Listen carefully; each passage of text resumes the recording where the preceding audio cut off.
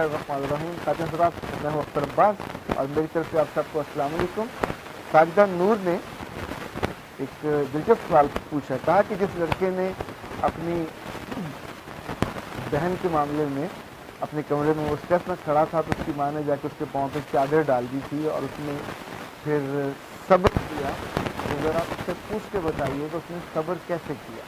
खातिन हज़रात, ये सवाल बहुत से बच्चे और बहुत से बड़े करते हैं कि कहने को तो सब्र एक किताबी लफ्ज़ है, पर जब करना पड़ता है तो लग पता जाता है। सब्र करना मुश्किल है या सब्र करना आसान है, और सब्र किया तो कैसे किया जाए। बुराई पर एक बात याद रखिएगा, सब्र का ताल्लुक आपकी नीयत से है। सब्र का ताल्लुक अगर तो आप सोचते हो कि आप अपने रब को खुश करने के लिए सब्र करना है तो उसका अजर भी और है, उसकी हिम्मत भी और है। पर अगर सब्र आप मजबूरी में करते हैं तो वो सब्र नहीं है। एक सब्र वो होता है जो इंसान ज़िल्लत से बचने के लिए कर लेता है और अपने आप को आगे बढ़ने से रोक देता है। एक सब्र वो होता है जो अपनी इज्जत की हिफाजत के लिए करता है, उसकी ज़ाहिर बिल्कुल नेचर और होती है। एक सब्र वो होता है जो अपने से ताकतवर के जुल्म से वो मजबूरी होती है, आप कुछ कर नहीं सकते।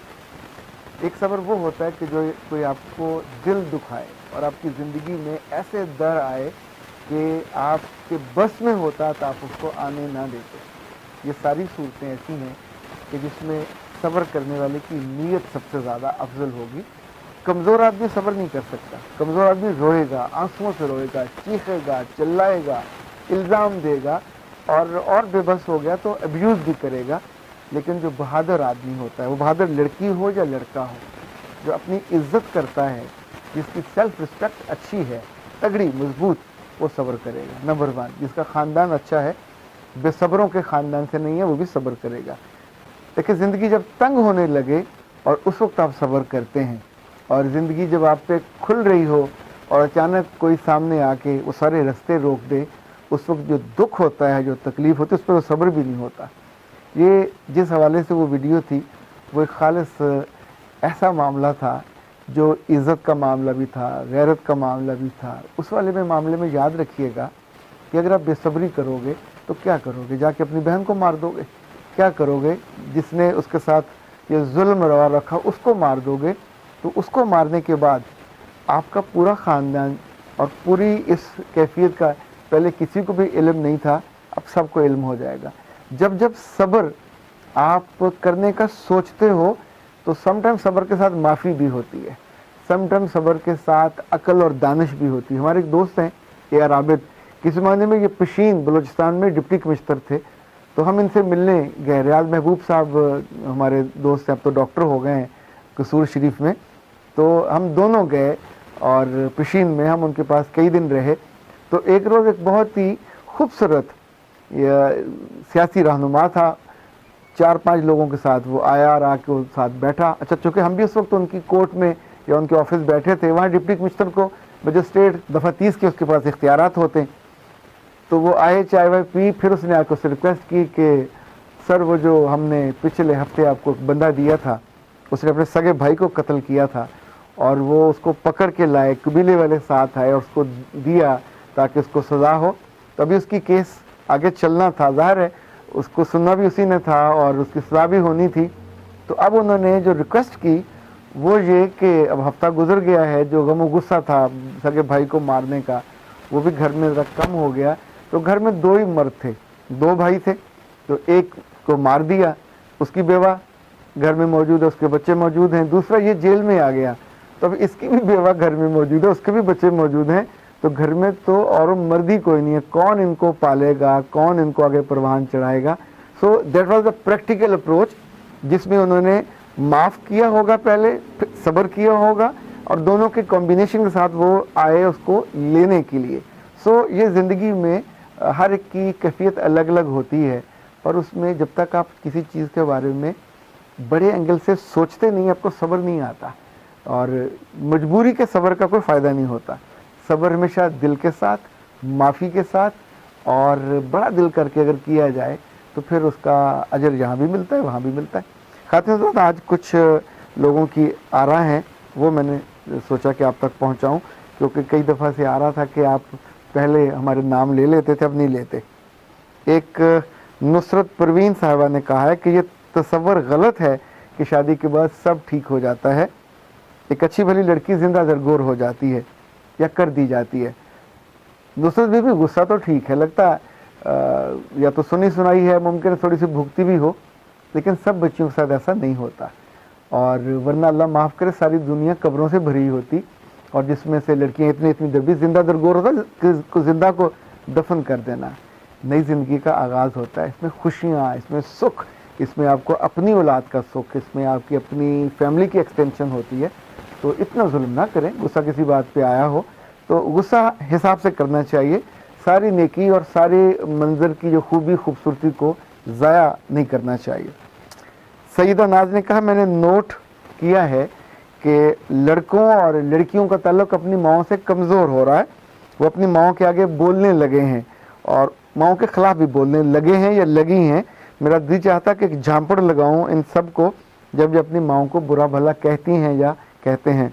सईदा बीबी, जज्बा तो आपको अच्छा है, पर हाथ आपका लालों लाल हो जाएगा, क्योंकि बहुत सारे, जब हमें अफसोस तब होता है जब बड़े हो के बच्चे टीन एज के बाद ये करते हैं, पर इसकी बुनियाद तो छोटी उम्र में रखी जाती है। जब बच्चा या बच्ची आगे से बोले, बुड़ करे या किसी बात पे एहतराम न करे और आपकी बात का इनकार करे, डिनाई करे, इनफैक्ट वहाँ किसी को रोकना चाहिए। ये जगह होती है जहाँ उसको समझाना चाहिए, वरना फिर ये होगा कि जो ज़िंदगी में जैसे आगे बढ़ के वो बोलने से बाज नहीं आएगी, माँ के आगे भी किसी और जगह भी बोलेगी और फिर मार खाएगी। रज़ाला हाशमी ने और हाशिम अंजुम, ये दोनों ने अलग अलग जगहों पे पूछा मुझसे। एक ने कहा कि आपके पास लड़कियों के फ़ोन क्यों आते हैं, दूसरे ने कहा तुम्हारे पास क्यों आते हैं। तो ये भी अपनी अपनी यूँ समझें कि ट्रेनिंग है और जैसी उनकी ज़िंदगी में सीख है। बेटा जी, ऐसा है कि जहाँ इंसान को खैर पड़े वहीं लोग राब्ता करते हैं, फ़ोन का हो या किसी का आना हो, जहाँ लोगों का दिल माने, जहाँ लोगों का यकीन हो। तीसरी एक और सूरत भी है और मेरा इस पर बहुत पक्का यकीन है।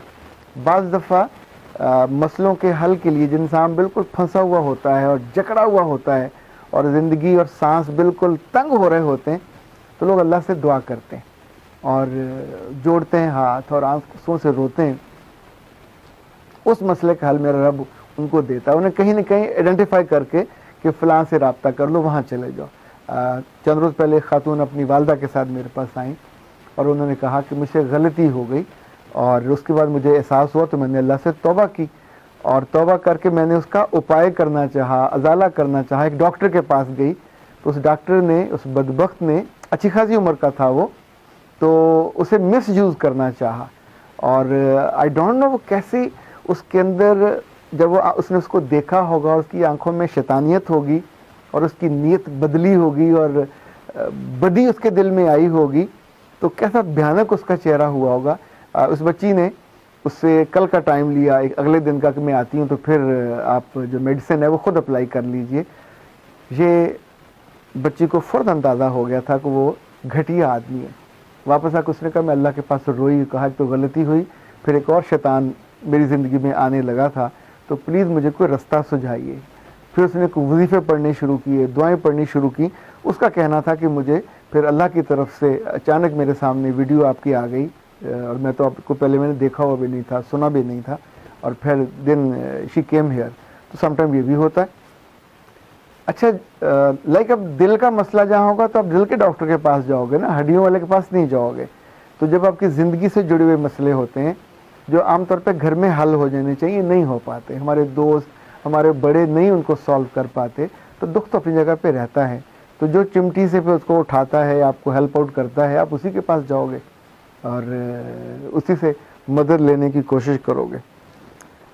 जहरीले लोगों से बचने के 5 तरीके, इस वीडियो पे बहुत लोगों के कमेंट्स आए, और लाइक नियोन खान था, ताहरा अन वाला, मैं तो यही पढ़ पाया, मीना नज़ीर, मुबीना अकील, शगुफ्ता बानो, सुगरा बी, असद खां, सईदा भट्ट, नुशाबा, इश्तियाक, इन सब ने और इनके अलावा बेशुमार सब ने कहा कि हम सबकी ज़िंदगी में कोई ना कोई ऐसा टॉक्सिक आदमी है। और इनका एक सवाल था कॉमन कि अगर आपकी ज़िंदगी में ऐसा मियाँ आ जाए या कुछ ने कहा ऐसी बीवी आ जाए तो क्या करें। صبر کے علاوہ تو کوئی چارہ ہی نہیں ہے، لیکن صبر کر کے پھر آپ روز اس زہر کو گھونٹ گھونٹ کر کے پیتے ہو، تل تل مرتے ہو. اس کو ٹھیک کرنے کی کوشش ضرور کرنی چاہیے. کچھ کام دعاؤں سے کرنا چاہیے، کچھ کام خود عقل سے، دانش سے. ان موقعوں کو نہ آنے دیا جائے جہاں وہ اپنے زہر کو سانپ کی طرح دوسروں میں انڈیلتے ہیں. ایسے موقعوں پہ موضوع بدل جائے، ایسے موقعوں پہ کچھ ایسی اسٹریٹجی ہو سکتی ہے کہ جہاں اس انسان کے شر سے بچ سکتا ہے. دیکھیں ایک بات، بہت سی بچیاں کہتی ہیں کہ ہمیں فلاں کا فون آیا اور اس نے بڑی بری بری باتیں کی اور میں فون سن کے روئی اور میں نے یہ کیا اور میں بڑی دکھی ہوئی. تو میں ان سے پوچھتا ہوں کہ اللہ کے بندیو، وہ فون تمہارے کان سے اس نے کیا ایلفی سے جوڑ دیا تھا؟ بھئی جس بندے کا فون آپ نہیں سننا چاہتے، وہ ٹاکسک باتیں اس نے کرنی ہے، لڑکا ہو یا لڑکی، تو فوری طور پہ سنے بنا اس کو بند کر دو. بند نہیں کرنا چاہتے تو پرے رکھو، اپنے کام میں لگ جاؤ. تو اوائڈ کرنا بھی ایک بہت اچھی حکمت عملی ہوتی ہے.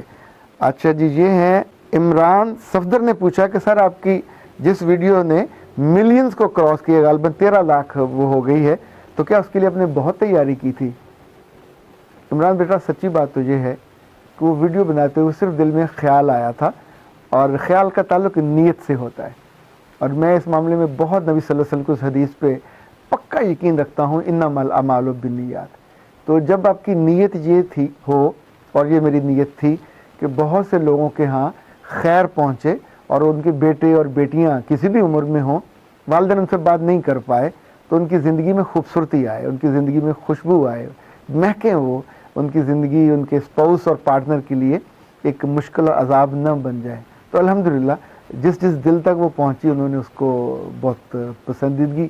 پر سب سے اہم وجہ تو جو مجھے لگتی ہے کہ میرے لفظوں سے زیادہ یا اس ویڈیو کی ظاہر کو بہت ٹیکنیکلی خوبصورت وہ نہیں تھی، کہ نارمل گفتگو ہے، پر جس چیز کو رب پذیرائی بخشنا چاہے وہ لوگوں میں اس کے لیے آسان کر دیتا ہے اور چیزیں دلوں پہ جا کے ٹھک کر کے لگتی ہیں. اچھا، اسی حوالے سے سمد ایرانی نے، اب آئی ڈونٹ نو یہ ایران کے ہیں یا یہاں کے ہیں، انہوں نے لکھا کہ آپ کی باتیں دلیل سے بھری اور دل کو لگتی ہیں. دل پھٹنے کو کبھی کبھی آ جاتا ہے اور بہت مشکل ہوتی ہے لوگوں کے غم اور دکھ سن کے. خواتین حضرات، یہ دنیا صرف پھولوں سے نہیں بھری ہوئی، کانٹے اس میں بہت ہیں. پر ایک بات یاد رکھیے گا، یہ کانٹے غلطی سے نہیں ہو گئے، یہ بائی ڈیزائن موجود ہیں. جس نے یہ کائنات بنائی ہے اپنی مرضی سے بنائی ہے، اور لاکھوں نہیں کروڑوں مخلوق اور ہر طرح کی چیزیں ہیں، تو ایک ایک چیز اس کی مرضی سے ہے. یہ صرف لوگوں کی آسانی کے لیے نہیں بنی.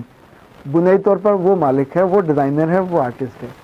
کچھ دکھ ہماری وجہ سے آتے ہیں، کچھ بائی ڈیزائن آتے ہیں، وہ اس کے لیے ہم ڈیزرو نہیں کر رہے ہوتے، پر وہ انسانوں کو آزمایا تو جانا ہے نا، امتحان تو ہونا ہی ہونا ہوتا ہے. تو کہیں کہیں مال سے، کہیں جان سے، کہیں رشتوں سے، کہیں نعمتیں چھن جانے سے میرا رب لوگوں کو آزماتا ہے.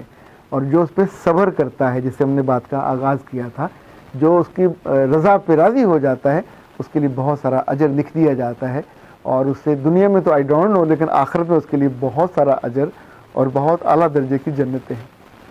آج سوالات تو آپ کے ابھی میرے پاس کافی سارے لکھے ہوئے ہیں، انشاءاللہ باقی پھر سے. اختر عباس کو اجازت دیجیے.